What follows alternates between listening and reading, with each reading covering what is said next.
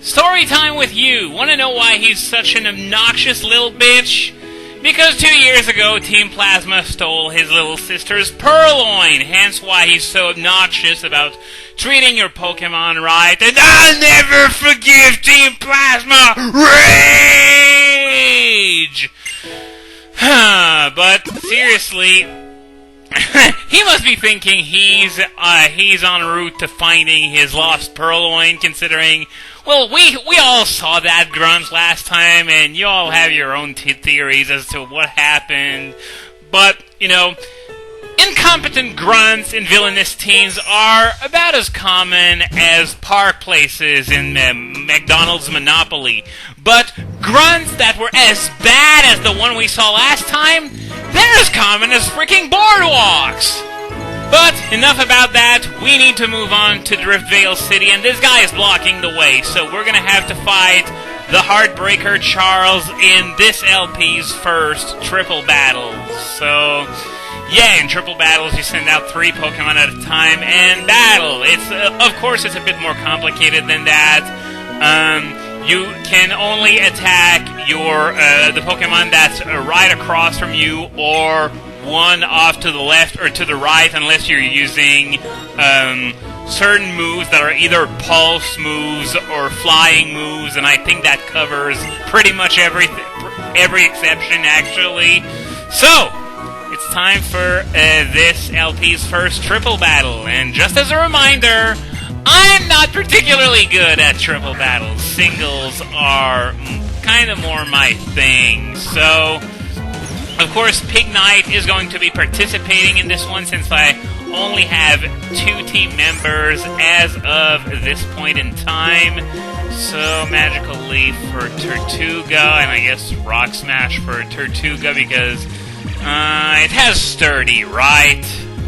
At least that's what I'm guessing. And of course, Wide Guard is going to ruin my Rock Slide fun, which I should have honestly expected, because in triple battles, they just love to do that shit. And why didn't it try doing any damage on my Lilligant? I mean, with a flying move or something. I mean, Light Screen isn't necessarily bad in triples, but still, I would have taken the opportunity to do some damage if I knew there was a Raging Excadrill just waiting for the next turn to myrtleize me with Rock Slide. So, Pluck from Arkin, let's see. Oh, wow, it actually did a decent bit, mostly thanks to a very high attack stat, of course, coupled with Defeatist. But it doesn't matter, because I reabsorbed most of that damage anyway and killed Arkin in the process, and down goes Sigilif. At least I definitely hope so. Would have been sort of shameful if a level 37 Excadrill couldn't take down a level, whatever that was, Sigilif with 1 Rock Slide. But anyway, Charles has been defeated. We're actually going to fight him another time in Driftveil, but we're going to be doing rotation battles when we get there. So once we're done with this dialogue, we're going to go to the Driftveil Drawbridge in order to get a Ducklet to act as an HM slave that knows both fly and surf. And, oh yeah, call yourself a bad boy all you want, I just totally school you. You think you have a badass, but trust me, I've seen Metroid High, and you do not have a badass. Like, who the fuck do you think you are, Cervantes? Anyway, everyone goes away, so the way is clear. But first, I'm going to do this, because since I'm going to need to be catching a Pokemon first, I need to put it to sleep.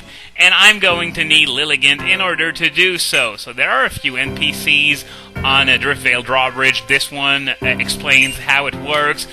Basically, there are going to be some shadows that are going to appear on the drawbridge. If you check them, sometimes you're going to get a wing that improves a specific stat by 1 EV, or it can be a wild Pokemon, which will, of course, be Ducklet. So, Driftveil City is famous for the drawbridge, the Pokemon World Tournament, and the Heartbreaker Charles. It's kind of odd that she mentioned Charles. Oh! Got a shadow here, a resist wing, so yeah, of course, wings are more common than ducklets, but aren't that rare. But yeah, kind of weird that she mentioned Charles before the fact that it's where, well, I'm not going to mention it because, well, spoilers, even though we're going to find out in just a couple minutes. But anyway, let's see if we can get lucky in finding a ducklet. I think we're coming up on the end of the bridge pretty soon. Yeah, there it is. So I'm going to head back, and I guess I'm going to have to cut until I find a ducklet, unless this is the one. Nope, it's a health wing. So I'll see you in a moment once I've found a ducklet. Maybe this? Nope. So here we go. Cut! You know what the cool thing about catching an HM slave is? You don't have to worry about abilities and natures and IVs or anything like that. Like, this could be the only legitimate, truant ducklet in the entire universe. And it could be adamant to boot, and I wouldn't give a crap, I would still catch it. Because, well, HM slaves, it doesn't make a damn difference, and if you're screwed enough in a battle that you need to use an HM slave, you're probably gonna lose anyway. Unless this is the TSG 2008 Pokemon Marathon and you're trying to catch a Rayquaza. But that was a once-in-a-lifetime thing. That's unlikely to ever happen again. So, my ducklet has been caught. No, I do not want to give it a nickname, so I'm just going to teach it Fly ASAP. Sort of a shame that you actually have to click something in order to sort the TMs and HMs instead of doing it manually like in previous games, not automatically like in previous games. I mean. So I'm going to get rid of, well, Aerial Ace, I guess. Not that it really matters, because as I said, hopefully I'll never be so screwed that I need to use it in a battle. So, we can now move on to Driftveil City and, ooh, freebie! Health Wing. I was sort of hoping this wouldn't be another ducklet, but I guess I lucked out, even though I'm probably never going to be using this Health Wing, like, ever. So, Driftveil City. Well, as you can see, well, we can't really see from here because it's just, the sort of entrance square, I guess. But Driftveil City is one of those places that has changed so much since the previous game. It's unbelievable. In the first game, it was more of an industrial city that was, sort of lower class. But it's become more of a resort city over the last 2 years because of the implementation of... Whoa! Got something special here. Where is it? Right here, it's an Ultra Ball. Well, yeah, because of the all-new Pokemon World Tournament. But I'm going to shut up right now because we got one guy with the new Team Plasma uniform and one with the old one. So, just judging by the dialogue, you can figure out what's going on. That basically Team Plasma has split into two. There's the new Team Plasma that follows Getsis in his ambition to take over the world. Yeah, they were perfectly fine with being lied to, with being told that they were working to save all Pokemon. And then when they realized that Getsis lied to the lot of them, half of those grunts were so moronic that they decided to follow him anyway. Is it like Stockholm Syndrome or something? I don't know, but still.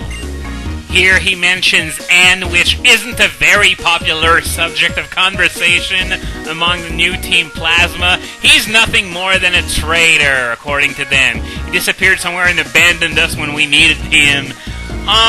Maybe you really need to reflect on who betrayed and abandoned who. So, yeah, you once again with his boring-ass one-track mind. I don't know if I mentioned this or not. I'm kidding, of course, I definitely have. But I hate Hugh. He just had so much potential, and they had to blow it all away by making him into this boring one-track mind.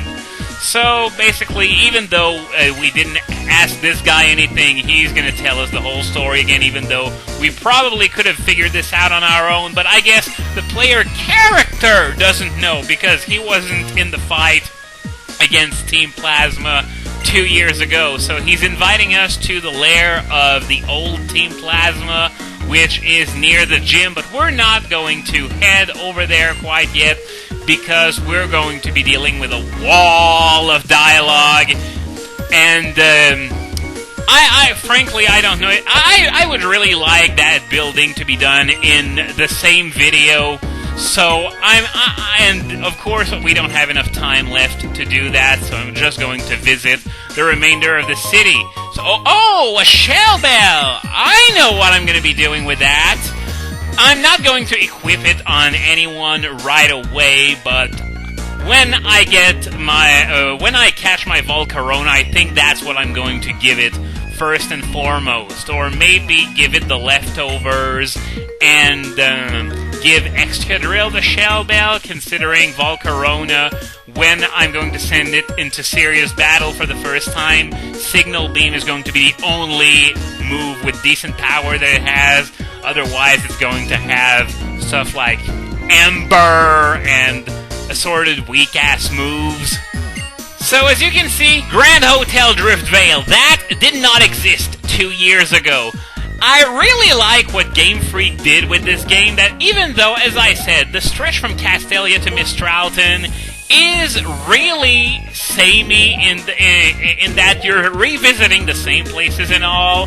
They really went all out in actually remaking some of those areas, like Route 4 and Driftveil City, for instance. And of course, they completely replaced the cold storage. That's where the Pokemon Fan Service Tournament is located. We're going to head that way. Probably not in the next video, but we're gonna go there soon enough. I think we need to beat Clay in order to get there anyway. And I found what that kid over there said kind of funny. He said, I gave my Pokemon a nickname, so please take good care of it. Like, I guess it really depends on the people, but for me, giving a Pokemon a nickname is pretty much its death warrant if you decide to trade it to me, because you just know I'm going to be pressing that release button as soon as I get an opportunity. So yeah, here we have some dialogue about how, as I just said, Driftveil City just 2 years ago was a much more low-class city, and now it's changed that much in 2 years, and the credit, at least in the game, goes to Clay, who allegedly came up with the idea of the Pokemon World Tournament, even though Cynthia alluded to something similar in one of her random pieces of dialogue in Black and White 1, but apparently she was referring to something else entirely if the Pokemon World Tournament wasn't a thing at the time of the first game. Yeah, she said something about how all the champions from all the regions meet once a year to decide who's the strongest, which is eerily like the final battle mode in the fan service tournament. So, this is the Driftveil Market, which hasn't changed much from Black and White 1. It's still a place where, okay, that Charles guy bought everything she had, poor gal. And this former Plasma Grunt here sells all kinds of incense so we can breed all the babies! 400 babies! No, seriously, I'm not going to spend any more time talking about that because I'm sick of hearing the word baby right about now. But anyway, this guy here, not very important, straight from the farm. I guess this is, yeah, Moo Moo Milk. You can buy 1 bottle or 1 dozen for 6,000. So yeah, Moo Moo Milk, straight from the farm, blah blah blah blah blah. It's super fresh. Any more fresh than that, and you drink it straight from the cow's udders. There are probably some crazy people who do that anyway. And if I remember, down here, yep, we have a couple that sells herbs that lower the happiness of your Pokemon when you give it to them. So I'm just going to give this place a miss and stick with regular medicine. Thank you very much. especially with the joint avenue around.